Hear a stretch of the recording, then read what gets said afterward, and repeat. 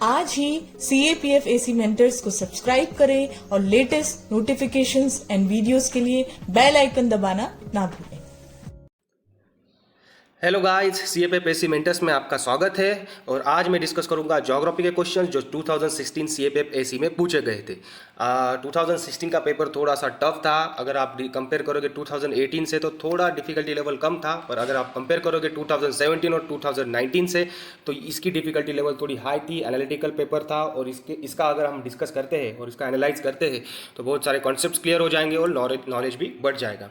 आपके दिमाग में अगर क्वेश्चन चल रहा होगा कि ये प्रीवियस ईयर क्वेश्चंस के जो क्वेश्चन पेपर्स है वो इतना एनालाइज क्यों कर रहे हैं और 2016 और 2017 ही क्यों, मैं बताना चाहूँगा कि 2018 और 2019 का भी हम चालू करेंगे, वो बाद में लाएंगे। पहले ये 2016, 2017, 15 ये कंप्लीट कर लेंगे हम। इससे क्या होगा, मैं कहूँगा कि आप खुद भी इसको घर पे एनालाइज कर सकते हो।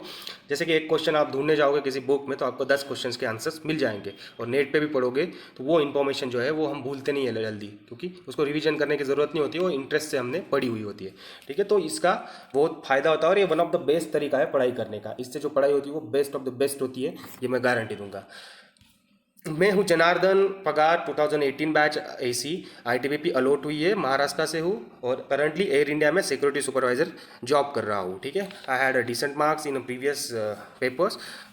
सो क्वेश्चन पे ही आते हैं direct. Which one of the following cities has a greater annual range of temperature. ठीक है, एनुअल रेंज ऑफ टेम्परेचर आपको पता ही होगी, नहीं होगा तो बता देता हूँ कि difference between the mean temperature of the warmest and the coldest month. मानो कि किसी एक महीने में सबसे ज़्यादा टेम्परेचर था और दूसरे किसी एक महीने में सबसे कम टेम्परेचर था, तो उसका जो डिफरेंस होता है उसको एनुअल रेंज ऑफ टेम्परेचर बोलते हैं। तो इन्होंने पूछा था कि ग्रेटर कहाँ पे होती है, सबसे ज़्यादा ग्रेटर कहाँ पे होती है। यहाँ पे ऑप्शंस में Kuala Lumpur, new Delhi, Shanghai, Ulan बटोर। कोलालमपुर ये आता है साउथ ईस्ट एशिया में, शंघाई चाइना में, उलान बटोर मंगोलिया में, न्यू दिल्ली इंडिया में। अगर आप आंसर कैसे निकालेंगे, अगर आपको पता नहीं होगा तो annual range of temperature highest कहाँ पे होती है, वो ज़्यादा तो करके इंटीरियर ऑफ द कॉन्टिनेंट्स में होते हैं। वो भी कहाँ पे, middle and higher latitudes. Middle and higher latitudes कौन से होते हैं, 60 डिग्री के अराउंड। ठीक है, 60 डिग्री के अराउंड जो होते हैं वो उसको मिडल और हायर लैटिट्यूड्स कहा जाता है, और 70 डिग्रीज भी आएगा हायर लैटिट्यूड्स में। तो वहाँ पे क्या होता है कि जो होता है लेंथ ऑफ द डे में वेरिएशन बहुत होते रहता है। जैसे जैसे आप इक्वेटर से दूर चले जाओगे, जो लेंथ ऑफ द डे और नाइट होता है उसका वेरिएशन बढ़ते जाता है कहीं। ठीक है, और वहाँ पे जो सनराइज होते हैं उनका एंगल जो होता है वो स्लैंटिंग होता है। ठीक है, जैसे इक्वेटर पे सीधा आता है वैसे नहीं आता है, वो स्लैंटिंग आता है। तो इसी की वजह से वहाँ पे जो है एनुअल रेंज ऑफ टेम्परेचर ये ज़्यादा होती है। और भी आपको बताऊँ कि लोवेस्ट कहाँ पे होती है, ओशियंस पे सबसे कम होती है। ठीक है, क्योंकि मैरीटाइम इन्फ्लुएंस है वहाँ पे। उसके बाद इक्वेटर पे सबसे कम होती है। वहाँ पे क्यों, क्योंकि सन के रेज जो है उसका कोई इतना वेरिएशन होता नहीं है, वो स्ट्रेट वर्टिकली होते हैं सन रेज। तो वर्टिकली होने के कारण दिन और रात में ज़्यादा डिफरेंस होता नहीं है। लगभग 12 घंटे के का ही दिन होता है और 12 घंटे की ही रात होती है। थोड़ा बहुत मिनिमल माइनर चेंज हो सकता है इसमें। ठीक है, इसका सोर्स है ओल्ड NCERT में दिया गया है ये कॉन्सेप्ट, न्यू NCERT में मुझे मिला नहीं, और कोई भी बुक में मिल जाएगा क्योंकि ईजी टॉपिक है ये। ठीक है, सिंपल टॉपिक है। तो अब अगर हम देखें, हमने देखा कि इंटीरियर ऑफ द कॉन्टिनेंट्स कहाँ पे, मिडल और हायर लैटिट्यूड्स में ये ज़्यादा होता है। उसके बाद ओशंस पे कम होता है, ओशंस के आजू बाजू में कम होता है, कोस्टल एरियाज़ में कम होता है, इक्वेटर पे कम होता है। कोलालमपुर कहाँ पे, साउथ ईस्ट एशिया में। पहले तो बात यहाँ पे इसके आजू बाजू में ओशन भी है। ठीक है, और कोस्ट भी है, उसके बाद इक्वेटर के पास में है, तो इस यहाँ पे मिनिमम होगा एनुअल रेंज ऑफ टेम्परेचर। दूसरा न्यू दिल्ली भी कहाँ पे है, न्यू दिल्ली बाजू में रखते हैं, ये तो इंटीरियर में आता है थोड़ा। ठीक है, इसके शंघाई ले लो, शंघाई कहाँ है, कोस्टल एरिया है। ठीक है, तो हमने देखा कोस्टल एरियाज में क्या होता है, इसका एनुअल रेंज ऑफ टेम्परेचर कम होता है। उलान बटोर कहाँ पे, मंगोलिया में। मंगोलिया कहाँ पे आएगा, ये मिडल लैटिट्यूड्स में आएगा। मिडल लैटिट्यूड्स में क्या देखा हमने कि वहाँ पे एनुअल रेंज ऑफ टेम्परेचर ज़्यादा होता है, क्योंकि डेज और नाइट्स में कोई वेरिएशन नहीं होता है। सनराइज जो होते हैं वो स्लैंटिंग होते हैं, तो कोल्डेस्ट मंथ में ज़्यादा नीचे चला जाता है टेम्परेचर। तो इसी की वजह से यहाँ पे एनुअल रेंज ऑफ टेम्परेचर ज़्यादा होती है। अगर हम ऑप्शंस में कंपेयर करें तो उलान बटोर ही इसका आंसर आएगा, न्यू दिल्ली भी नहीं आएगा, क्योंकि न्यू दिल्ली भी अगर मानोगे तो सी पास में ही है थोड़ा बहुत, उसके बाद ये इक्वेटर के पास में हो जाता है। अगर उलान बटोर से आप कंपेयर करो तो डी आंसर हो गया इसका। ठीक है, इजी क्वेश्चन था। नेक्स्ट क्वेश्चन पे आते हैं सैलिनिटी। सी सैलिनिटी में पूछा गया था, consider the following statements relating to sea salinity. पहला स्टेटमेंट है कि the ocean salinity depends on evaporation and precipitation. ठीक है, इवेपोरेशन एंड प्रेसिपिटेशन पे ओशन सैलिनिटी डिपेंड रहती है। दूसरा, any change in the temperature और डेंसिटी इन्फ्लुएंसेस द सैलिनिटी। ठीक है, टेम्परेचर और डेंसिटी का प्रभाव होता है सैलिनिटी पे, ये दूसरा स्टेटमेंट है। तीसरा है कि सी सैलिनिटी का जो सोर्स है, सी सैलिनिटी का जो मेजर सोर्स है, मेजर याद रखना है ना, मेजर सोर्स है वो टेरेस्ट्रियल जो डिस्चार्ज किया जाता है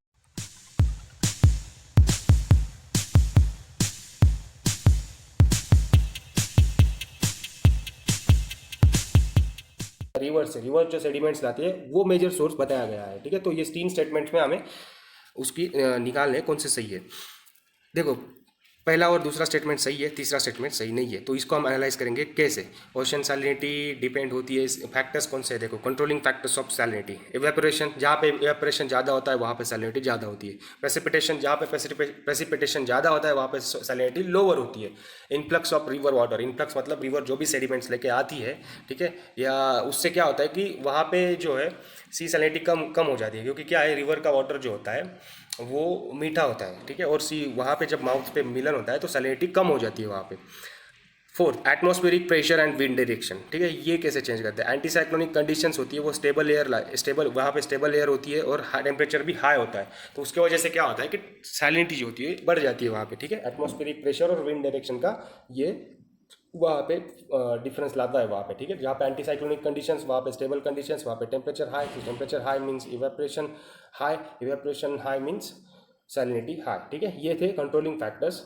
और भी है विंड्स कैसे करते हैं कि सॉल्ट को जो है रीडिस्ट्रीब्यूट करते हैं, क्योंकि वाटर्स को इधर उधर थोड़ा बहुत करते रहते हैं वो। ओशन करंट्स वाटर्स को मूवमेंट, वाटर्स को ट्रांसफर करते रहते हैं इधर पोलर एरियाज से इक्वेटर से पोलर एरियाज, तो इससे क्या होता है, सैलिनिटी भी डिस्ट्रीब्यूट होती है, तो कंट्रोलिंग फैक्टर है ओशन करंट।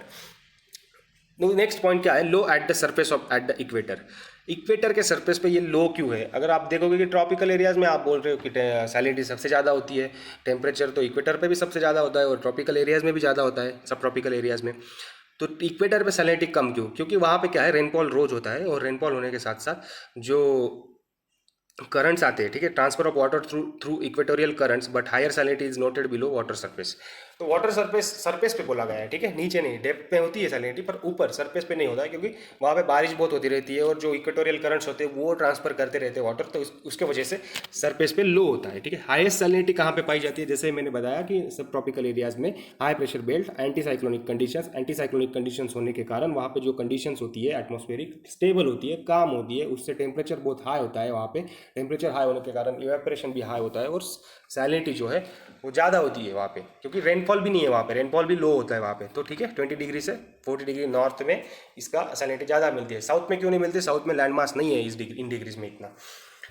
अब देखो कि हमने देख लिया अभी पहले 2 स्टेटमेंट, पहला भी सही हो गया, दूसरा भी सही हो गया, ठीक है। सैलिनिटी डिपेंड होती है इवेपोरेशन और प्रेसिपिटेशन, ये तो इजी है, सब लोग बता ही देंगे। दूसरा है टेम्परेचर और डेंसिटी इन्फ्लुएंस करती है सैलिनिटी, ये भी थोड़ा इजी आ जाता है, बस आपको कन्फ्यूजन होगा डेंसिटी पे। तो तीसरा आता है, ये तीसरा सही है या नहीं है, पढ़ा होगा नहीं होगा, आपको पता होना चाहिए, ठीक है। तो सी सैलिनिटी जो रिवर्स लाती है डिस्चार्ज, उससे सी सैलिनिटी में फ़र्क पड़ता है, सी जो सॉल्ट्स होते हैं वो बढ़ते हैं, पर इतने भी नहीं बढ़ते कि वो मेजर सोर्स हो जाएगा, ठीक है। तो sources of the salinity, ocean salinity, basically the source of ocean salinity is land, ठीक है, लैंड से ही आता है। River bring salt in solution form with continental areas, ठीक है, कॉन्टिनेंटल एरियाज से रिवर सॉल्ट लेके आती है, जो इरोड करती है वो रिवर्स कॉन्टिनेंटल लैंड्स को, उसके साथ जो सेडिमेंट्स आते हैं उसमें आता है salt. But riverine salt में क्या होता है, 60% कैल्शियम कार्बोनेट होता है, ठीक है, और सी सॉल्ट में क्या होता है, सबसे ज़्यादा 77.8% सोडियम क्लोराइड होता है। तो रिवर क्या है, रिवर बस 2% सोडियम क्लोराइड लेके आ रही है वहाँ पे, तो मेजर सोर्स कैसे हो गया रिवर, ठीक है, मेजर सोर्स नहीं है, माइनर है। That is why rivers are not major source of salinity of the oceans. ये मैंने पढ़ा सविंदर सिंह में, ठीक है, सविंदर सिंह से आंसर पता चला, ये एनसीईआरटी में नहीं मिला। तो रिवर्स मेजर सोर्स नहीं है वो, ठीक है। सोर्सेज क्या है, ओल्केनिक एशेस होते हैं, सी वेव्स और रिवर जो इरोड करते हैं क्रिस्टल रॉक्स को, उससे वो सॉल्ट्स मिल जाते हैं, तो ये सारे सोर्सेज है इसके। अब डेंसिटी का देखते हैं हम, रिलेशन विद डेंसिटी, ठीक है। रिलेशन विद डेंसिटी क्या है, salinity of sea water increases its density because here salts in water have greater atomic weight than the molecules of fresh water. Fresh waters के जो मॉलिक्यूल्स होते हैं उसका atomic weight कम होता है जो सॉल्टी वाटर होता है उससे, इसीलिए जब सैलिनिटी बढ़ती है तब डेंसिटी भी बढ़ जाती है वाटर की। That is why man is seldom drawn in the sea water with a very high salinity, यही कारण है, क्योंकि सी सैलिनिटी जब हाई होती है तो वाटर की डेंसिटी भी हाई हो जाती है और फिर हम जो है वहाँ पे डूबते नहीं है, ठीक है। तो ये कहाँ पे है, न्यू एनसीईआरटी में दिया गया है, देखो the salinity of water in the surface layer of ocean depends mainly on evaporation and precipitation. वहाँ पे फोर्थ पॉइंट देख लीजिए, salinity, temperature and density of water are interrelated, hence any change in the temperature और density influences the salinity of an area. ठीक है, इन्हीं NCERT में दी गई है, इंडिया एंड फिजिकल। ठीक है, तो हो गया ये सैलिनिटी के बारे में, 2 क्वेश्चन हो गए, अच्छे कॉन्सेप्ट्स क्लियर हो गए। ये भी इजी क्वेश्चन है, which one of the following layers of atmosphere has high concentration of ions. Thermosphere आएगा, ज़्यादातर आयनोस्फेयर आता है, पर मेसोस्फेयर के बाद जो 400 किलोमीटर्स तक वो लेयर हो जाता है। ठीक है, थर्मोस्फेयर। तो स्ट्रेटोस्फेयर आपको पता है, जहाँ पे ओजोन पाया जाता है, उसकी 15 किलोमीटर से 50 किलोमीटर तक रेंज होती है। उसके बाद ट्रोपोस्फेयर है, ट्रोपोस्फेयर 0 से 15 किलोमीटर तक रेंज होती है। तो ये ईजी क्वेश्चन था, एनसीईआरटी में दिया गया है। देखो, ionosphere is located between 80 degree to 400 kilometre above the mesopause. ठीक है, मेसोपॉज कहाँ पे है, यहाँ पे देखो ये मेसोपॉज है, वहाँ से सीधा थर्मोस्फीयर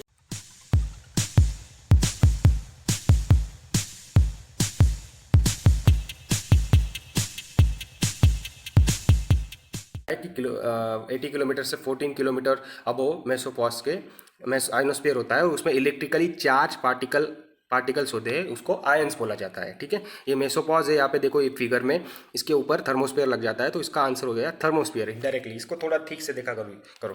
ठीक है, और इजी क्वेश्चन था, एनसीईआरटी में मिल गया। Thermosphere rising temperature with increasing altitude, इसमें होता है। ये सारे फैक्टर्स आप इस चैप्टर में पढ़ लेना, ये हम बाद में कोई क्वेश्चन आएगा तो डिस्कस करेंगे। नेक्स्ट क्वेश्चन की तरफ जाते हैं। क्लाइमेट्स के बारे में पूछा गया है, और वो match list 1 with list 2, select correct answer using the code given below the list. List 1 दी गई है, क्लाइमेटिक के टाइप्स दिए गए, उसके कोड्स दिए गए हैं। दूसरा है मेजर एरिया दिया गया है। अब ये कोड्स देख के आपको पता चल गया होगा कि ये कोएप्पन का क्लासिफिकेशन है, क्लाइमेट क्लासिफिकेशन है। ठीक है, वो ज़्यादातर करके वेजिटेशन और प्रेसिपिटेशन पे डिपेंड था। तो ये कोएप्पन का क्लासिफिकेशन है, इसका AW दिया गया है, AF दिया गया है, CS AM। ये थोड़ा डिफिकल्ट भी लग रहा होगा जो न्यू कमर्स है, पर जो पढ़ चुके हैं एनसीईआरटी 2-3 बार और उन्होंने कोएप्पन का क्लासिफिकेशन देखा है और पढ़ा है, उनको ये इजी हो जाएगा। ठीक है, AF क्या होता है कि देखो, AF होता है नॉर्थ और साउथ ऑफ, AF जो होता है वो होगा, हाँ, वेस्टर्न इक्वेटोरियल अफ्रीका। मैं यहाँ पे बता देता हूँ आपको कोएप्पन क्लासिफिकेशन। ग्रुप ए में आएगा ट्रॉपिकल ह्यूमिड क्लाइमेट्स। ट्रॉपिकल मतलब इक्वेटोरियल क्लाइमेट हो गया वो, ह्यूमिड क्लाइमेट्स। ठीक है, तो उसमें आते हैं 3, ट्रॉपिकल वेट क्लाइमेट, उसको AF कहा जाता है। दूसरा आता है ट्रॉपिकल मानसून क्लाइमेट, उसको AM कहा जाता है। तीसरा आता है tropical wet and dry climate, उसको AW कहा जाता है। ठीक है, AF क्या हो गया, AF जो होता है tropical wet climate is found near the equator. Equator पे पाया जाता है, उस वहाँ पे ड्राई सीजन नहीं होता है। ठीक है, विंटर भी नहीं होता है वहाँ पे, तो वो हो गया इक्वेटोरियल रीजन। वहाँ पे कंटिन्यूस 12 ही महीने बारिश होती है, 12 ही महीने सनलाइट होता है अच्छे से। तो ये AF हो गया, और वो कहाँ पाया जाता है, देखो अमेजोन बेसिन में, साउथ अमेरिका में, वेस्टर्न इक्वेटोरियल अफ्रीका, ये आप मैप पे देख लेना है। ठीक है, और उसके बाद ये हो गया AF का क्या हो गया, B 4 हो गया, वेस्टर्न इक्वेटोरियल अफ्रीका। अभी मानसून क्लाइमेट सबको पता है, उसको AM कहते हैं। और थोड़ा बहुत आप लॉजिक अगर कुछ पढ़ा भी नहीं होगा तो यम मानसून क्लाइमेट है तो लगा भी सकते थे, पर फिर आपको पढ़ के ही जाना चाहिए ऐसी चीज़ें। ट्रॉपिकल मानसून पाया जाता है इंडियन सब कॉन्टिनेंट पे, तो इसके बारे में सबको पता है, मैं इसके बारे में डिस्कस नहीं करूँगा। Next tropical wet and dry climate, AW। ठीक है, tropical wet and dry climate माना जाए तो AW थोड़ा ध्यान में रखना थोड़ा मुश्किल हो जाएगा, क्योंकि वेट और ड्राई क्लाइमेट AW। ठीक है, फिर भी tropical wet and dry climate occurs north and south of AF type of climates. जो इक्वेटोरियल क्लाइमेट है, जहाँ पे विंटर नहीं होता, जहाँ पे ड्राई सीजन नहीं होता है, बारिश होती रहती है हमेशा, उसके नॉर्थ में और उसके साउथ में जो क्लाइमेट पाया जाता है उसको ये AW बोला जाता है, उसको ही tropical wet and dry climate बोला जाता है। जहाँ पे सहारा ग्रासलैंड्स वगैरह मिलते हैं, हमने देखा है। ठीक है, it borders with dry climates on the western part of the continents and CF और CW on the eastern parts. ठीक है, CF एंड CW क्या होता है ये हम आगे देखेंगे। तो इसका मानना है इन क्लाइमेट्स के वेस्टर्न साइड्स पे हमें ड्राई पार्ट्स मिलते हैं, डेजर्ट्स मिलते हैं। Extensive AW climate is found to the north and south of the Amazon forest in Brazil and adjoining parts. ठीक है, ज़्यादा तो करके कहाँ पे पाया जाता है, नॉर्थ और साउथ ऑफ अमेजॉन फॉरेस्ट के, जो ब्राज़ील है वहाँ पे ग्रासलैंड्स मिलते हैं। आप नेट पे देख लेना फिजिकल साउथ अमेरिका के, वहाँ पे पता चल जाएगा। ठीक है, तो ये हो गया अमेजॉन फॉरेस्ट के ऊपर नीचे ये मिला जाता है। तो AM क्या हो गया, इंडियन सब कॉन्टिनेंट। D का 2 हो गया। ठीक है, AW का क्या हो गया, नॉर्थ और साउथ ऑफ अमेजॉन फॉरेस्ट, ये 3 लग गया AW का। अब CS क्या होता है, CS मेडिटेरियन क्लाइमेट होता है, सेंट्रल कैलिफोर्निया। मैंने पिछले भी 2017 में भी एक्सप्लेन किया था कैलिफोर्नियन क्लाइमेट। ठीक है, चैपरल्स जो बोला था मैंने, मेडिटेरियंस के नाम्स वो आप देख लेना। और मेडिटेरियन पे देखो क्वेश्चंस आते ही रहते हैं, मतलब 2016 में, 2017 में, 2018 में भी आया था मेडिटेरियन क्लाइमेट पे। तो ये पाया जाता है सेंट्रल कैलिफोर्निया में, सेंट्रल चिले में, और coast in south eastern and south western Australia में, ठीक है। सदर्न यूरोप में भी पाया जाता है Mediterranean climate, 30 degree to 40 degree latitudes में पाया जाता है, नॉर्थ और साउथ। तो बहुत इंपॉर्टेंट क्लाइमेट है, बहुत क्वेश्चंस बनते हैं इससे, बहुत इंपॉर्टेंट क्लाइमेट है, बहुत क्वेश्चंस बनते हैं इससे, तो इसको ठीक से देख लेना है। दीज एरियाज कम अंडर, तो वो ट्रॉपिकल हाई, समर में ट्रॉपिकल हाइज होते हैं और वेस्टर्लीज विंड्स होते हैं विंटर में। तो यहाँ पे विंटर में बारिश होती है, ना कि समर में, ठीक है। तो समर में ट्रेड विंड्स आ जाते हैं यहाँ पे। Hence the climate is characterize by hot dry summer and mild rainy winter. Monthly average temperature is summer is around 25 degree. तो ये फैक्ट्स आप देख लेना, ठीक है। बारिश भी बहुत कम होती है यहाँ पे, जो पेड़ और पौधे होते हैं वो भी बहुत श्रब्स जैसा है, श्रब्स होता है ना। यहाँ पे साइट्रस फ्रूट्स की फार्मिंग होती है, बहुत फेमस है ये, 2013 सीडीएस में भी पूछा गया था। साइट्रस फ्रूट्स की बहुत फार्मिंग होती है। उसके बाद यहाँ पे ग्रेन्स, जो गेहूँ वगैरह होते हैं, ग्रेन्स, ओट्स वगैरह, यहाँ पे बहुत पाए जाते हैं ये, ठीक है। ये मेडिटेरियन क्लाइमेट है। तो ये क्लाइमेट कोएपन का हो गया, बाकी टाइप्स आप पढ़ लेना, ठीक है। नेक्स्ट क्वेश्चन पे जाते हैं। If a place is affected by tide at 6 AM Monday, normally at what time the same place will be affected by ebb?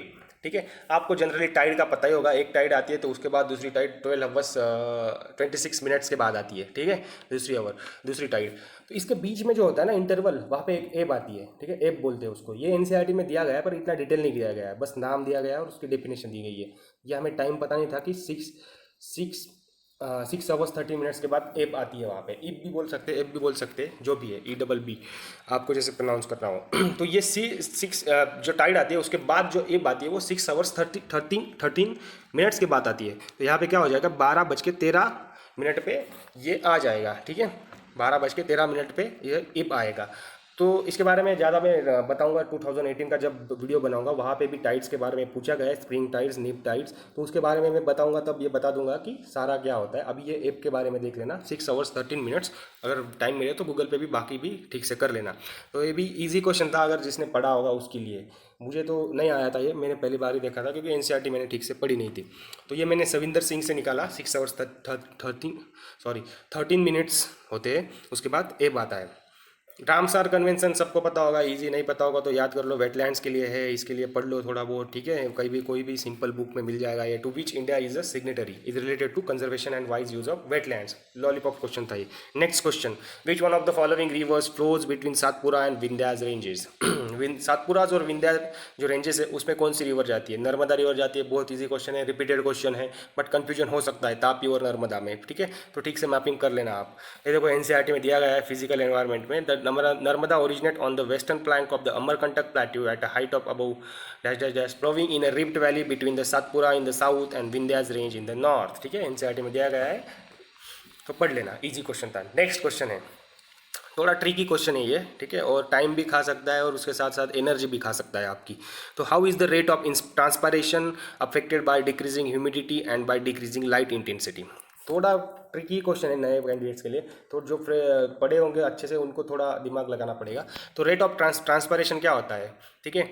पहले तो रूट्स वाटर लेते हैं, उसके बाद transport of water through plant tissues के पास जाता है वाटर, फिर वो जो है वहाँ से प्लांट टिश्यूज से स्टोमाटा रहता है प्लांट्स में, उसके थ्रू ट्रांसपायरेशन होता है। उसके थ्रू जो वाटर है वेपर्स में कन्वर्ट होकर बाहर छोड़ दिया जाता है, उसको ट्रांसपायरेशन बोलते हैं, ठीक है। ट्रांसपायरेशन रेट ज़्यादा तो करके डिपेंड किस पे होता है, वेदर कंडीशंस पे, temperature, humidity, sunlight, availability and intensity of sunlight, precipitation, soil type, ठीक है, सैचुरेशन, विंड, लैंडस्केप, इतने सारे फैक्टर्स है, ठीक है। पर हाउ, ये कैसे, टेम्परेचर पे तो कैसे, ह्यूमिडिटी पे तो कैसे, तो वो देखेंगे हम। पहले तो क्वेश्चन ठीक से देख लीजिए। Decreasing humidity, decreasing light intensity, ठीक है।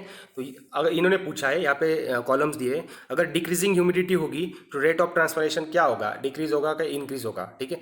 डिक्रीजिंग अगर लाइट इंटेंसिटी होगी तो रेट ऑफ ट्रांसपायरेशन क्या होगा, डिक्रीजिंग होगा या इंक्रीजिंग होगा, ठीक है। ये देखना है हमें। अब देखते हैं humidity, how decreasing humidity will reduce rate of transpiration, ठीक है। अगर ह्यूमिडिटी कम होती है तो ट्रांसपायरेशन का रेट कैसे कम हो जाता है? Relative humidity of the air surrounding the plant rises, the transpiration rate falls, ठीक है। जैसे ही रिलेटिव ह्यूमिडिटी बढ़ जाती है सराउंडिंग की, प्लांट के सराउंडिंग से, तो ट्रांसपरेशन का रेट जो है वो भी फॉल हो जाता है, ठीक है। तो it is easier for water to evaporate into drier air than into more saturated air, ठीक है। बाहर का अगर एटमॉस्फेयर ह्यूमिड होगा तो उसमें ज़्यादा ट्रांसपरेशन नहीं होता है, अगर कम ह्यूमिड होगा तो उसमें ज़्यादा ट्रांसपरेशन होता है। अब देखिए क्या होगा, डिक्रीजिंग ह्यूमिडिटी होती है तो क्या होता है, ट्रांसपरेशन का रेट जो होता है वो बढ़ जाता है, ठीक है। अगर इंक्रीजिंग ह्यूमिडिटी होगी तो क्या होता है, ट्रांसपरेशन का रेट जो है कम हो जाता है। तो यहाँ पे एक का लगा लिया हमने, डिक्रीजिंग ह्यूमिडिटी होगी तो यहाँ पे इंक्रीज होगी, ठीक है। अब देखते हैं डिक्रीजिंग लाइट इंटेंसिटी से क्या डिफरेंस पड़ेगा। ये तो सबको ही पता होगा, लाइट इंटेंसिटी से क्या होगा, ट्रांसपरेशन कम होगा या ज़्यादा होगा। जो मेन फैक्टर था वो ह्यूमिडिटी का ही था कि ह्यूमिडिटी अगर डिक्रीज हो जाती है तो ये जो है अपना जो ट्रांसपैरेशन रेट जो है वो बढ़ जाएगा अगर ह्यूमिडिटी कम होगी। अगर ह्यूमिडिटी ज़्यादा होगी तो ट्रांसपैरेशन का रेट क्या होगा, कम हो जाएगा। वाइस वर्सा है, ठीक है, इनवर्सली प्रोपोर्शनल है। रेट ऑफ लाइट इंटेंसिटी का यार ऑफकोर्स डिफरेंस तो पड़ने वाला है। लाइट इंटेंसिटी ज़्यादा होगी तो ट्रांसपैरेशन ज़्यादा होगा, अगर कम हो लाइट इंटेंसिटी कम होगी तो जो ट्रांसपैरेशन है वो कम होगा। Transpiration rates goes up as the temperature goes up, especially during the growing season when the air is warmer due to stronger sunlight and warmer air mass, ठीक है। तो पता चल गया डायरेक्टली प्रोपोर्शनल है, टेम्परेचर ज़्यादा होगा तो ट्रांसपरेशन रेट ज़्यादा होगा, टेम्परेचर कम होगा तो ट्रांसपरेशन रेट कम होगा। तो आंसर हो गया बी। ट्रिकी क्वेश्चन था, इस तरीके के क्वेश्चन छोड़ने भी नहीं चाहिए और इसकी प्रैक्टिस भी चाहिए। डिक्रीजिंग ह्यूमिडिटी होगी तो इंक्रीजेस, डिक्रीजिंग लाइट इंटेंसिटी होगी तो डिक्रीजेस, ठीक है। बी आंसर हो गया इसका। नेक्स्ट क्वेश्चन की तरफ जाते हैं हम।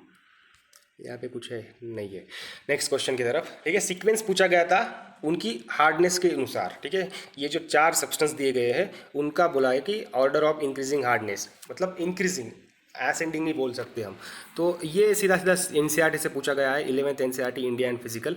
हार्डनेस यहाँ पे दिया गया है कॉलम 3rd चैप्टर में, जो उसमें 1 to 10 उसको रेट किया गया है। पहला आता है टाल्क, दूसरा आता है जिप्सम, तीसरा आता है कैल्साइट, फोर्थ आता है fluoride, apatite, feldspar, quartz, topaz, corundum, diamond, ठीक है। इनमें से आपके 4-5 तो भी याद होने चाहिए, उससे आप आंसर निकाल सकते हो, ठीक है। तो इसका हो गया बी आंसर हो गया, ठीक है। जिप्सम, जिप्सम के बाद आएगा फ्लोराइड, फ्लोराइड के बाद फेल्सपार, फेल्सपार के बाद टोपाज, ठीक है। टोपाज यहाँ पे 8 नंबर पे है। तो ये थोड़ा ट्रिकी क्वेश्चन था, डक था। अभी ये देखिए next question, which of the following statements concerning circum Pacific belt are correct. ये क्वेश्चन में ऑलरेडी 2017 में डिस्कस कर चुका हूँ। ऐसा ही इसी तरीके का क्वेश्चन था जो मैंने कॉन्सेप्ट से ठीक से वहाँ पे एक्सप्लेन किया है। तो आप वो 2016 का ज्योग्राफी का देख लेना, वहाँ पे वो पता चल जाएगा। फिर भी यहाँ पे मैं थोड़ा बता दूंगा। अभी जो सर्कम पैसिफिक बेल्ट है वो क्या है, आपको पता ही होगा। जापान, वो जो एरिया है जो रिंग ऑफ फायर है, वहाँ पे बहुत सारे वोल्केनोज आते रहते हैं, बहुत सारे अर्थक्वेक्स आते रहते हैं, सुनामी जापान की हमें बहुत पता है, बहुत उसका सुनते हैं हम बहुत। तो ये 3 तो हमें पता ही चल गया, 1, 2 और 4 नंबर ये तो करेक्ट है। वहाँ पे वोल्केनोज आते हैं तो वोल्केनिक रियाल में, वहाँ पे सिस्म अर्थक्वेक्स आते हैं तो वो एक्टिव सिस्मिक रियाल में। 4th नंबर का prone to tsunami, of course tsunamis बहुत आती है वहाँ पे, ठीक है। तो 1, 2, 4 वो निकाल लिया, वो सही है। यहाँ पे अब में कन्फ्यूजन रह गया 3 है या नहीं है, ठीक है। हमने ए और बी एलिमिनेट कर दिया है यहाँ पे, अब सी और डी बचा है, रह गया 3 का। It is a divergent plate boundary. अगर कॉन्सेप्ट क्लियर नहीं होगी तो हम ये क्वेश्चन सॉल्व नहीं कर सकते। डाइवर्जेंट प्लेट बाउंड्री क्या होती है, कन्वर्जेंट प्लेट बाउंड्री क्या होती है, तो वो वीडियो देख लेना। फिर भी ये बता देता हूँ कि ये जो है वो कन्वर्जेंट प्लेट बाउंड्रीज होती है, जहाँ पे वोल्केनोज, सिस्मिक रियाल और सुनामीज आते हैं पैसिफिक रिंग ऑफ फायर में, ठीक है। वो कन्वर्जेंट प्लेट बाउंड्री है, ना कि डाइवर्जेंट। कॉन्सेप्ट आप उस वीडियो में देख लेना। नेक्स्ट क्वेश्चन है, which of the following statements relating to solar system is correct. Solar system के बारे में पूछा गया है, बहुत ही इजी क्वेश्चन था। पहली बात तो Venus and Uranus rotates opposite to the direction of rotation of earth, ये तो सबको ही पता होगा और पढ़ा होगा। यहाँ पे कंफ्यूजन वाली कोई बात नहीं। अगर वो डायरेक्शन डाल देते वेस्ट से घूमते या ईस्ट से तो कंफ्यूज हो सकते थे, पर opposite to direction of rotation of earth बोला है, मतलब पता है हमें वेनस और यूरेनस बाकी प्लैनेट्स के रोटेशन की डायरेक्शन से अपोजिट में ही रोटेट होते हैं। Second statement, Venus is the nearest planet to earth, ये भी सही है। वेनस जो है नियरेस्ट प्लैनेट है अर्थ से, तो 1 और 2 दोनों सही हो गए, ठीक है। यहाँ पे दिया गया है, आप पॉज करके देख सकते हो कैसा है वेनस को। हाँ, वेनस ब्राइटेस्ट स्टार भी है सब प्लैनेट्स में, उसके साथ साथ वो मॉर्निंग और इवनिंग स्टार कहा जाता है। मॉर्निंग और इवनिंग स्टार इसीलिए कहा जाता है, जब भी इवनिंग होती है, रात होती है, फिर भी ये लेट नाइट तक थोड़ा ब्राइट रहता है, उसके बाद मॉर्निंग में भी वो ब्राइट रहता है थोड़ा बहुत। तो although all the planetary orbits are elliptical, Venus orbit is the closest to the circular with an eccentricity of less than 0.01 when Venus lies, ठीक है। ये थोड़ा डीप वाला मामला है, आप बस याद रखो कि वेनस ये क्लोज है। अर्थ से। अब ये पूछा गया विच one of the following is the correct taxonomic hierarchy. Hierarchy के बारे में पूछा गया है, वो भी टैक्सोनॉमिक, ये एनसीईआरटी से पूछा गया था। पहला आता है किंगडम, उसके बाद आता है फाइलम और डिवीजन, उसके बाद आता है क्लास, क्लास के बाद ऑर्डर, ऑर्डर के बाद फैमिली, फैमिली के बाद जीन्स, स्पेसीज। इसमें हम लगा सकते हैं, देखो स्पेसीज जो है 3 इसमें है, ठीक है, 3 इसमें है। तो ये थोड़ा मुझे डिफिकल्टी लगता है क्योंकि फैक्चुअल क्वेश्चन है, इतना कौन याद रखता है यार, किंगडम फाइलम इसका ऑर्डर, फिर भी तो फैक्चुअल था, थोड़ा डिफिकल्ट था। अगर जिसने रट्टा मार के रखा होगा और पता ही होगा तो वो कर सकता था, ठीक है। किंगडम आता है, फाइलम आता है, उसके बाद क्लास आता है, उसके बाद ऑर्डर आता है, उसके बाद फैमिली आती है, उसके बाद जेनस आता है, उसके बाद स्पेसीज आती है। नेक्स्ट क्वेश्चन की तरफ जाते हैं। बायो रिमेडिएशन क्या होता है वो पूछा गया था, वहाँ पे क्वेश्चन में पूछा गया था the process of using microbes to treat areas of land और sea that have been contaminated by pesticides, oil और सॉल्वेंट्स इज नोन एज। जो भी कुछ लैंड एरिया होता है वो पेस्टिसाइड से, ऑयल से कॉन्टेमिनेट हो जाता है, तो उसको उसको कैसे, उसको कैसे डिकॉन्टेमिनेट, क्लीन कैसे करते हैं उस कॉन्टेमिनेशन, तो वो पूछा गया था। तो ठीक है, डेफिनेशन दी गई थी और डेफिनेशन किसकी है वो पूछा गया था, तो उसको बायो रिमेडिएशन बोलते हैं। बायो रिमेडिएशन क्या होता है कि वो कॉन्टेमिनेशन को क्लीन करता है। कैसे क्लीन करता है, जो ऑर्गेनिजम्स है उसको छोड़ देता है, वो ऑर्गेनिजम्स रिमूव करते हैं जो पोल्यूटेंट्स होते हैं उसको, ठीक है, और उसको मतलब वो पोल्यूटेंट्स को यूटिलाइज कर लेते हैं और उसको रिमूव कर देते हैं। उसके 3 टाइप्स आते हैं बायो रिमेडिएशन के, bio stimulation, bio augmentation, intrinsic bio remediation. इतना डीप में पढ़ने की जरूरत नहीं है, बायो रिमेडिएशन क्या है ये पता होना चाहिए। उसके साथ साथ यूट्रॉफिकेशन आपको पता होना चाहिए क्या होता है। क्या होता है यूट्रॉफिकेशन, यहाँ पे बता देता हूँ कि जो वाटर बॉडी होती है उसमें न्यूट्रिएंट का एनरिचमेंट हो जाता है, क्योंकि कैसे ये एग्रीकल्चरल फ्लो अप हो जाता है। एग्रीकल्चर में हम बहुत सारे नाइट्रेट्स और फर्टिलाइजर्स यूज़ करते हैं, जो ग्राउंड का फ्लो होता है, ग्राउंड से, ग्राउंड वाटर का, उससे कई बार या ऊपर से न्यूट्रिएंट्स चले जाते हैं इस वाटर बॉडी में, और उससे क्या होता है कि अलगल बूम हो जाता है। न्यूट्रिएंट्स होने के कारण वहाँ पे क्या है, प्लांट्स ग्रोथ होती है, ठीक है। तो प्लांट ग्रोथ होने से वहाँ पे कंपटीशन बढ़ जाती है, ऑक्सीजन की कमी हो जाती है, वाटर क्वालिटी की कमी हो जाती है। क्यों? क्योंकि वहाँ पे फिर डेट्रियस भी बढ़ जाता है, ठीक है। तो डेड जो ऑर्गेनिजम्स होते हैं, बैक्टीरियाज वगैरह, वो भी बढ़ जाते हैं। तो ये डेड जोन बन जाता है, क्योंकि वहाँ पे लाइफ सपोर्ट, कंपटीशन बढ़ने से क्या हो जाता है कि पॉपुलेशन बढ़ जाती है वहाँ पे, बहुत सारे पौधों की, बहुत सारे जो होते हैं बैक्टीरियाज वगैरह, तो उसमें कंपटीशन होने के कारण इनकैपेबल ऑफ सपोर्टिंग लाइफ, ठीक है। तो ये यूट्रॉफिकेशन होता है, ठीक है। इजी कॉन्सेप्ट है, याद होना चाहिए आपको। नाइट्रिफिकेशन क्या होता है, अमोनिफिकेशन क्या होता है, ये मैंने यहाँ पे बता दिया है। नाइट्रिफिकेशन यही होता है कि पहले अमोनिया जो होता है वो नाइट्रेट में कन्वर्ट होता है, फिर नाइट्राइट, फिर नाइट्रेट में कन्वर्ट होता है, ठीक है। ये नाइट्रिफिकेशन होता है। अमोनिफिकेशन होता है जो हम खाते हैं वो फिर नीचे जाता है, फिर वो बैक्टीरियाज डिकम्पोज करते हैं और इसमें से फिर नाइट्रोजन, फिर से ऊपर नाइट्रोजन अमोनियम फिर से ऊपर निकल जाता है, ठीक है। ये इतना फैक्चुअल करने की जरूरत नहीं है, नाइट्रिफिकेशन, अमोनिफिकेशन, ये यूट्रॉफिकेशन, बायो रिमेडिएशन, इस तरीके के कॉन्सेप्ट जो होते हैं वो ठीक से करने चाहिए। यह आपको मिल जाएगा एनसीईआरटी में 12th बायोलॉजी का जो लास्ट के चैप्टर से, उसमें मिल जाएगा। अब नेक्स्ट क्वेश्चन पे आते हैं, जो अच्छा क्वेश्चन था, ठीक है। Consider the following statements relating to salt production in India. Salt के बारे में पूछा गया था। पहला स्टेटमेंट जो है वो पूछ रहा है कि इंडिया जो है सेकंड लार्जेस्ट प्रोड्यूसर माना जा रहा है आयोडाइज जो सॉल्ट होता है वर्ल्ड में। चाइना के बाद इंडिया ही जो है वो आयोडाइज सॉल्ट ज़्यादा प्रोड्यूस करता है। दूसरा है हिमाचल प्रदेश में भी सॉल्ट माइनिंग होती है, ठीक है, ये दूसरा स्टेटमेंट है। तीसरा है गुजरात जो है सॉल्ट प्रोडक्शन में सबसे हाईएस्ट है, लीडिंग प्रोड्यूसर है इंडिया में। फोर्थ है ग्राउंड वाटर जो है इंपॉर्टेंट सोर्स है राजस्थान में जो भी सॉल्ट प्रोडक्शन होता है उसमें। पहली बात करेंगे हम, इंडिया सेकंड लार्जेस्ट प्रोड्यूसर है आयोडाइज सॉल्ट में। आयोडाइज सॉल्ट याद रखना, आयोडाइज सॉल्ट पूछा गया है, ठीक है, ना ही कॉमन सॉल्ट। कॉमन सॉल्ट में इंडिया तीसरे नंबर पे आता है, ठीक है। पहला आता है चाइना, दूसरा यूएसए और तीसरा इंडिया आता है। ये आयोडाइज सॉल्ट पूछा गया था, तो डिफिकल्ट सेंटेंस बोलूँगा मैं, क्योंकि किसी को पता नहीं होता है ये। Second, salt mining is carried out in Himachal Pradesh. ये भी हमें टफ लगता है यार, हम सोचते हैं कि हिमाचल प्रदेश में कहाँ सॉल्ट माइनिंग होती है, हमने सोचा है कोस्टल एरियाज पे ही होती है, तो ये भी हमें लगता है गलत है। मैंने खुद ने इसी तरीके से गलत किया था इसको, तो पर ये सॉल्ट माइनिंग होती है हिमाचल प्रदेश में। मंडी जो डिस्ट्रिक्ट है बहुत कम मतलब कम अमाउंट में होती है, पर होती है, ठीक है। तो रॉक सॉल्ट निकाला जाता है वहाँ पे। थर्ड है गुजरात लीडिंग प्रोड्यूसर है, सबको पता है, 50% से ज़्यादा जो इंडिया का सॉल्ट प्रोडक्शन है वो गुजरात से आता है। फोर्थ, राजस्थान लीडिंग प्रोड्यूसर है। इनलैंड वाटर बॉडीज से जो सॉल्ट निकाला जाता है उसमें राजस्थान लीड करता है, ठीक है।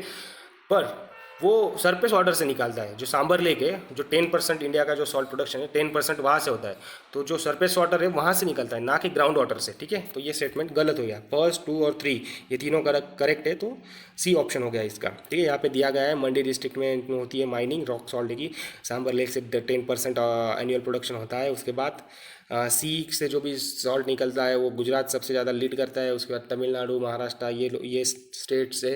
उसके बाद चाइना सबसे ज़्यादा कॉमन सॉल्ट प्रोडक्शन करता है, उसके बाद यूएसए, फिर इंडिया। बट जो बोला था आयोडाइज सॉल्ट में इंडिया सेकंड नंबर पे है, चाइना एक नंबर पे है। नेक्स्ट क्वेश्चन क्या पूछा गया है कि जियोलॉजिकल सिस्टम से पूछा गया है, मतलब ये रॉक्स की सिस्टम है अपनी, जिसको अर्चेन, धारावास, अरवलीज, विंध्यास, कुडप्पाज, ये गोंडवानाज, ये सारे रॉक्स की सिस्टम आती है और उसको जियोलॉजिकल सिस्टम भी बोला जाता है। तो उसका जो है क्रम पूछा गया है एज के हिसाब से, ठीक है, जो ओल्डेस्ट है, सबसे ओल्डेस्ट है, ओल्डेस्ट से यंगेस्ट तक।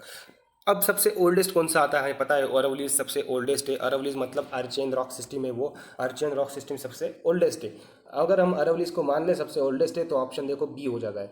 बी बाद में कहीं दिख रहा है हमें? नहीं दिख रहा, अरवलीज कहीं लीड नहीं कर रहा है, तो क्या हो गया? सीधा आंसर हो गया, इजी हो गया, बी। बट अगर आपको पता नहीं होगा अरवलीज ओल्डेस्ट है और अर्चेन सिस्टम से जुड़े हुए हैं तो आप आंसर निकाल नहीं पाओगे, ठीक है। तो फिर ईजी हो जाता है अगर अरवलीज आपको पता हो। तो अर्चेन जो होते हैं वो सबसे पहले बनते हैं, उसके बाद उसकी वेदरिंग होके ये धारावार बनते हैं, धारावार सीढ़ी, ठीक है, यहाँ पे दिया गया है, ठीक है। तो अर्चेन जो होते हैं वो बनते हैं सबसे पहले, उसके बाद उसकी वेदरिंग से धारावार की वेदरिंग से कुडप्पा से बाद विंध्यास। तो ये ऐसी सिस्टम है। नेक्स्ट क्वेश्चन आता है क्वेश्चन से धारावार जियोलॉजिकल सिस्टम के बारे में पूछा गया है, वो है they belong to Archean geological period, ठीक है, बिल्कुल सही है, क्योंकि हमने देखा अर्चेन जियोलॉजिकल पीरियड के जो रॉक्स है उनकी वेदरिंग होने के बाद ये धारावार बन जाते हैं। धारावार मेटामॉर्फाइज रूप में है आजकल, ठीक है, मेटामॉर्फाइज सेडिमेंट्री रॉक्स है वो।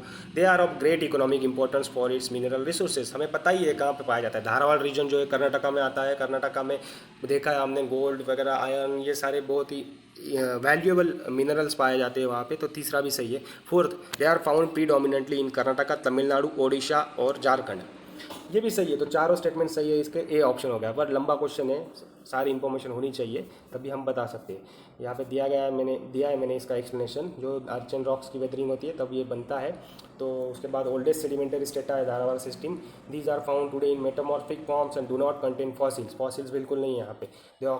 दे rocks occur in scattered patches in parts of Karnataka, Tamil Nadu, central eastern parts of Chota Nagpur plateau, Meghalaya plateau, Aravallis, ठीक है, हिमालयन रीजन में भी पाया जाता है थोड़ा बहुत, ठीक है, याद रखना। धारावार सिस्टम हो गई। अभी नेक्स्ट क्वेश्चन आता है पोर्ट्स के ऊपर आया है, स्पोर्ट्स के ऊपर भी क्वेश्चन आता है, बहुत इंपॉर्टेंट टॉपिक है। Kolkata port is the only riverine major port of river. Kolkata port कहाँ पे? हुबली रिवर पे है। Hooghly only riverine major port है। हम इंडिया में 12 मेजर पोर्ट से अभी 13th भी बना है मेजर, आप न्यूज़ में देख लेना कौन सा है वो। कोलकाता पोर्ट जो है only riverine major port है इंडिया में, बिल्कुल सही है। The port of Cochin is located on the Wellington island, ये भी सही है, वेलिंगटन आइलैंड पे है वो कोचिन पोर्ट। तीसरा है Maharashtra has a 3 major ports. अब गिनो कितने हैं महाराष्ट्र में? एक है मुंबई पोर्ट, दूसरा है JNPT, तीसरा कौन सा है मेजर पोर्ट? तीसरा नहीं है, 2 ही मेजर पोर्ट है इस यहाँ पे, ठीक है, महाराष्ट्र में 2 मेजर पोर्ट है। Fourth, Mundra port is the India's major port in private sector. सबको पता है मुंद्रा पोर्ट है प्राइवेट सेक्टर में। अब ये पता चलना चाहिए कि मुंद्रा सबसे बड़ा मेजर है या नहीं है, तो ये भी मेजर है, ठीक है। तो इसके ऑप्शन हो गए 1, 2 और 4। थर्ड ऑप्शन गलत है। महाराष्ट्र में 2 ही पोर्ट्स है, यहाँ पे दिया गया है, मैंने देख लेना आप। मर्मगोवा, इसमें साथ ही थोड़ी इन्फॉर्मेशन दे देता हूँ। 2017 में CDS में क्वेश्चन पूछा गया था। Marmagao is the only port on estuary. वहाँ पे पूछा गया था कि which of the following port is on estuary. तो estuary, Kolkata is riverine port located on the left bank of river Hooghly, ठीक है, इसको ही गेटवे ऑफ ईस्टर्न इंडिया भी बोला जाता है। मुंद्रा पोर्ट जो है largest private port of India है। कहाँ पे है ये? गल्फ ऑफ कच्छ में है। इसकी जगह भी याद रखा फ्यूचर में अगर कहीं पूछ लिए, ठीक है, वहाँ पे मुंद्रा कच्छ डिस्ट्रिक्ट में गाँव है, वहाँ पे है ये। नेक्स्ट क्वेश्चन की तरफ जाते हैं। पर्थ लोकेटेड ऑन 118, तो इजी क्वेश्चन है, टाइम कैलकुलेट करने का है, लॉलीपॉप जैसे ही क्वेश्चन है, थोड़ा टाइम लगेगा बस। इन्होंने कहा है कि पर्थ कहाँ पे लोकेटेड है? 118 डिग्री ईस्ट लॉन्गिट्यूड पे, ठीक है, और वो सेलिब्रेट कर रहा है न्यू ईयर। कहाँ, कब? 1 जनवरी ऑफ 2017 पे के 1 जनवरी को न्यू ईयर सेलिब्रेट कर रहा है। और तब बजे 6 बज गए, सुबह के 6 बजे। अगर अभी दूसरी सिचुएशन दी, at that time what would be the time at Los Angeles located on 110 degree west longitude. अब ये सबको पता है कि 0 डिग्री ग्रीनविच मीन टाइम होती है। वहाँ से ईस्ट में जाओगे तो टाइम आगे आगे चला जाएगा, उसके पीछे जाओगे तो टाइम पीछे पीछे चला जाएगा। अभी हमें वहाँ पे दिया है ग्रीनविच मीन से 118 डिग्री ईस्ट में न्यू ईयर मनाया जा रहा है 6 बजे, जनवरी 2017 में 6 बजे मनाया जा रहा है। तो हमें एक टाइम मिल गया है, इससे हम कैलकुलेट कर सकते हैं ग्रीनविच मीन पे क्या टाइम होगा।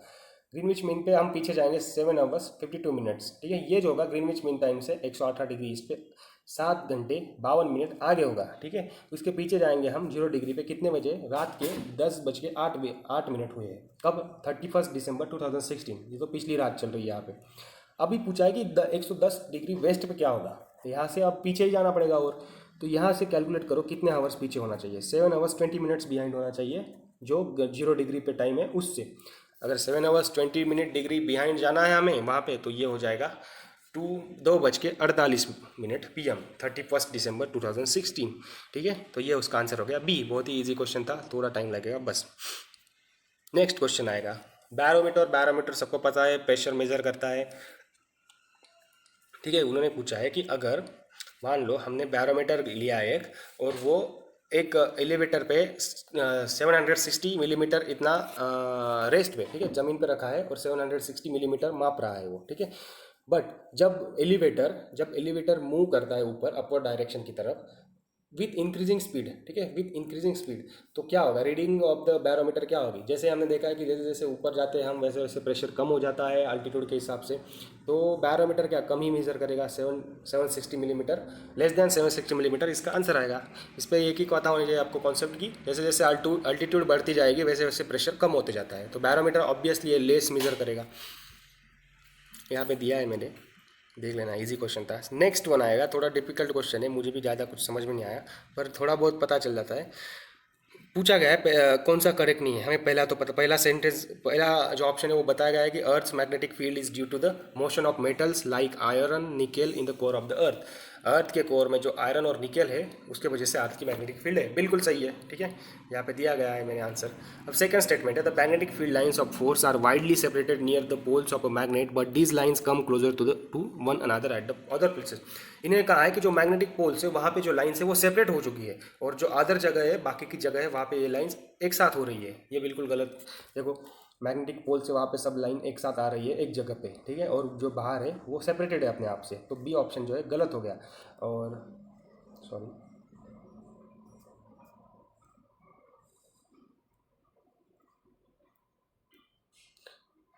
बी ऑप्शन जो है गलत हो गया, ठीक है। तो ये गलत हो जाए, बाकी मेरे को भी समझ में नहीं आ रहा है इतना डीप, ये क्वेश्चन थोड़ा टफ ही है बहुत। आपको पता चले तो कमेंट सेक्शन में बता देना समझा के कि किस तरीके से। 46 क्वेश्चन, नेक्स्ट क्वेश्चन जो है सिल्क की वेराइटीज़ का प्रोडक्शन की ऑर्डर पूछी गई है, ठीक है, डिक्रीजिंग ऑर्डर में। सबसे ज़्यादा हाईएस्ट किसका होता है वो बता पूछा है। सबसे हाईएस्ट होता है मलबेरी का, ठीक है। मलबेरी 80% प्रोडक्शन जो होता है वो मलबेरी सिल्क का होता है, ठीक है। उसके बाद जो होता है ईरी, ईरी ई आ रहा है, ईरी होता है, ठीक है।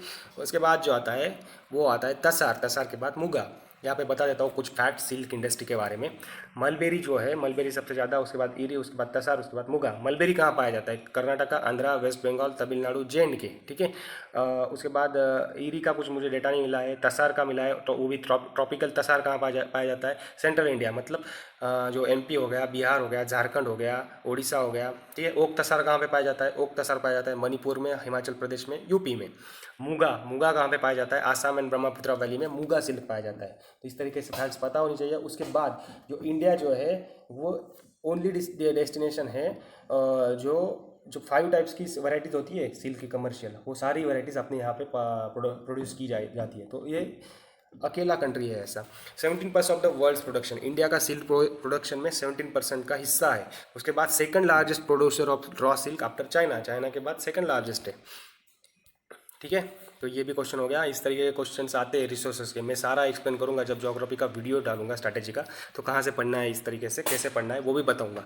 विच one of the following is not a source of political legitimacy. Political legitimacy क्या होती है, वो ये होता है कि जो पॉलिटिकल लेजिटिमेसी होती है कि आप एक डिफाइंड लॉ के अंदर काम करते हैं। एक पॉलिटिकल इंस्टीट्यूशंस होती है, डिसीजंस लिए जाते हैं वो भी लॉ के अंदर लिए जाते हैं और एक्सेप्टेबल होते हैं सबको, ठीक है। तो ये पॉलिटिकल लेजिटिमेसी होती है। ऑथोरिटी क्या होती है, उसके अपोजिट होता है, राइट टू रूल होता है, वो कमांड करता है और एनफोर्स करता है। मैंने जो कहा वो आपको सही लगना चाहिए, उसको अथॉरिटी बोला जाता है। लेजिटिमेसी उसका उल्टा होता है, उसको लॉ के अंदर काम करना पड़ता है, सबका कंसेंट लेना पड़ता है, उसके पीछे रैशनल भी होना चाहिए। कुछ डिसीजन लेता है तो उसके पीछे रैशनल होना चाहिए कि हाँ, उसके बाद पीपल्स का भी सपोर्ट मिलना चाहिए कि पीपल्स को भी हाँ ये सही कर रहा है, ठीक है। तो इस तरीके से वो पॉलिटिकल लेजिटिमेसी कहा जाता है। In some cases, the what kind of obligations people who are governed by these institutions incur, there is the question what grounds this normality. तो इसमें क्या आ जाएगा, कॉन्सेंट, पॉलिटिकल लेजिटिमेसी में कॉन्सेंट लगता है, बिल्कुल लगता है, इसका सोर्स है। बी, रैशनल प्रूडेंस, बिल्कुल कोई भी डिसीजन लेगा तो उसके पीछे रैशनल होना चाहिए। Political will of the ruler, political will, ये अथॉरिटी में देखा हमने, अथॉरिटी एनफोर्स करता है, जो वो बताता है वो एनफोर्स करता है, वो पॉलिटिकल विल हो गया, वो अथॉरिटी में हो गया, पॉलिटिकल अथॉरिटी। पॉलिटिकल लेजिटिमेसी में इसका कोई स्थान नहीं है, ठीक है। तो सी गलत आंसर है। डी हो गया पब्लिक रीजन, ठीक है, ये पब्लिक रीजन हो गया, बिल्कुल ये पब्लिक रीजन भी होना चाहिए, ये एक्सप्लेन करता हूँ आगे में। अगर मान लो, कैसे सॉल्व कर सकते हो, अगर पता ना हो पॉलिटिकल लेजिटिमेसी क्या है, और अगर आप देख लोगे ए ऑप्शन, बी ऑप्शन और डी ये एक दूसरे के साथ मिलते हैं, और ये जो है सी थोड़ा डिफरेंट लगता है बाकियों से, तो सी आप कर सकते हो ऐसे आंसर, ठीक है, विदाउट तो कुछ अगर पढ़ा भी ना हो तो कर सकते हो। अब देखते हैं कॉन्सेंट कैसा हो। Consent of those govern is necessary condition for legitimacy of political authority, ठीक है, ये कॉन्सेंट का बता दिया, पब्लिक रीजन का बता दिया मैंने, ठीक है। तो अब आते आगे, parochial political culture is generally found in. पहली बात तो पैरोचियल पॉलिटिकल कल्चर क्या होता है, ये वो कल्चर होता है कि वहाँ के सिटीजन्स को कुछ अवेयरनेस नहीं होती है कि सेंट्रल गवर्नमेंट क्या है, सेंट्रल गवर्नमेंट में क्या चल रहा है, ठीक है। वहाँ के जो सिटीजन्स हैं वो अनअवेयर होते हैं उसके बारे में, तो वो नेशनल पॉलिटिकल सिस्टम में ज़्यादा हिस्सा भी नहीं लेते, ठीक है, वो पार्टिसिपेट भी नहीं करते, कोई इनपुट प्रोसेस नहीं होता है, कोई इनपुट नहीं देते वो ज़्यादा, ना ही उनको कोई आउटपुट की कॉन्शियसनेस होती है कि क्या चल रहा है, गवर्नमेंट क्या आउटपुट दे रहा है, ठीक है। तो इस तरीके का कल्चर, उसको पैरोचियल पॉलिटिकल कल्चर कहा जाता है, और वो ज़्यादातर करके अफ्रीकन ट्राइब्स और में पाया जाता है, ठीक है, इस्किमोज। तो अफ्रीकन ट्राइब मतलब यहाँ पे ऑप्शन हो जाएगा डेवलपिंग सोसाइटीज़, ठीक है। बाकी का ऑप्शन क्या है फिर, societies having multi party system, develop societies, monarchical societies. Monarchical societies में क्या पाया जाता है, सब्जेक्ट पॉलिटिकल कल्चर पाया जाता है। वहाँ पे ऐसा है कि पब्लिक को अवेयर होता है सेंट्रल गवर्नमेंट क्या कर रही है, गवर्नमेंट ने क्या करना चाहिए, क्या नहीं करना चाहिए, गवर्नमेंट सही कर रही है या नहीं कर रही है, ये सब पता होता है उनको, और उनकी मजबूरी थी, वो कुछ नहीं कर सकती। मोनार्चीज, राजा जो बताएगा वही होगा सही, ठीक है।